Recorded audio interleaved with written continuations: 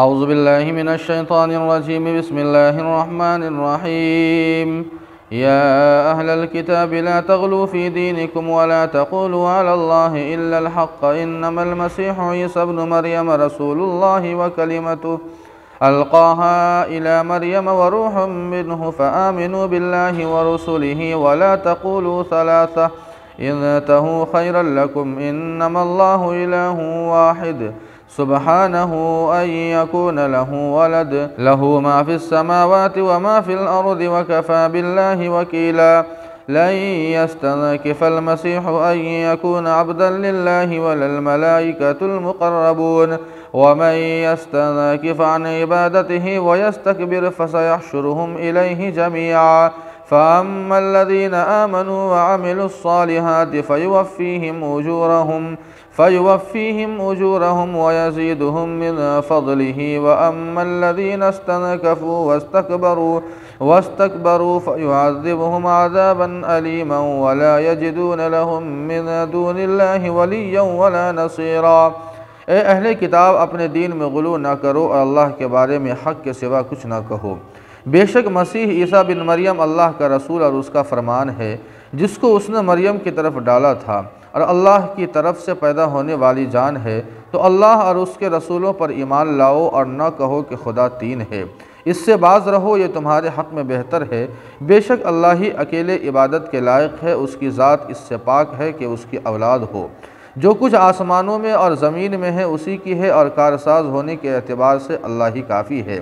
مسیح کو ہرگز اس بات سے عار نہ ہوگی کہ وہ اللہ کا بندہ ہے اور نہ مقرب فرشتوں کو، اور جو لوگ اللہ کے بندگی سے عار کریں گے، تکبر کریں گے، ان قریب اللہ ان کو اپنے پاس کھینچ لائیں گے۔ پھر جو لوگ ایمان لائے اور نیک عمل کیا، ان کو تو بھرپور اجر دیں گے اور اپنے فضل سے اور زیادہ عطا فرمائیں گے۔ اور جن لوگوں نے اللہ کی عبادت کو باعث ننگ خیال کیا اور تکبر کیا، ان کو دردناک عذاب دیں گے، اور وہ اپنے لیے اللہ کے مقابلے کوئی دوست اور مددگار نہ پائیں گے۔ ناظرین کرام، اوپر کی آیات میں یہودیوں سے خطاب تھا، اور یہاں ان آیات میں اللہ تعالیٰ نے عیسائیوں سے خطاب فرمایا ہے۔ ان آیات میں اللہ تعالیٰ فرماتے ہیں کہ اہل کتاب اپنے انبیاء اور رسولوں کی تعریف و توصیف میں غلو سے کام لیتے اور حد سے نکل جاتے۔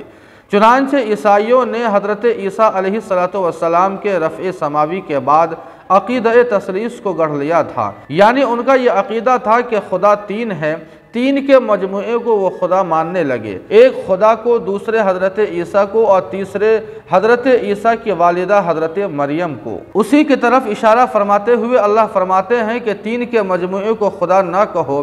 اس لیے کہ یہ شرک ہے اور اللہ تعالیٰ کی کوئی اولاد نہیں ہے، بلکہ حضرت عیسیٰ علیہ السلام بھی اللہ تعالیٰ کے بندے اور رسول ہے۔ فرق اتنا ہے کہ عام انسانوں کو اللہ تعالیٰ نطفہ انسانی سے پیدا فرماتے ہیں، اور حضرت عیسیٰ علیہ السلام کو براہ راست اپنے حکم سے پیدا فرمایا، اسی حکم کو کلمے سے تعبیر فرمایا ہے۔ دوسرے انسانوں میں حصول روح کا ذریعہ بظاہر ماں باپ کا ملاب ہوتا ہے، جبکہ حضرت عیسیٰ علیہ السلام کو بلا واسطہ روح عطا فرمائی گئی ہے، جو من اللہ ہے، یعنی اللہ تعالیٰ کی طرف سے عطا کی گئی ہے۔ آگے اللہ تعالیٰ فرماتے ہیں کہ عیسائیوں کا معاملہ مدعی سست اور گواہ چست کی طرح ہے، یعنی حضرت عیسیٰ علیہ السلام کو تو اللہ تعالیٰ کی بندگی اور اطاعت پر ناز تھا اور فخر تھا، عار محسوس نہیں کرتے تھے، جبکہ عیسائی حضرات اللہ تعالیٰ کی بندگی اور اطاعت کو حضرت عیسیٰ علیہ السلام کے لیے باعث عار سمجھتے ہیں۔ بعض اہل عرب فرشتوں کو اللہ تعالیٰ کا بیٹیاں تصور کیا کرتے تھے،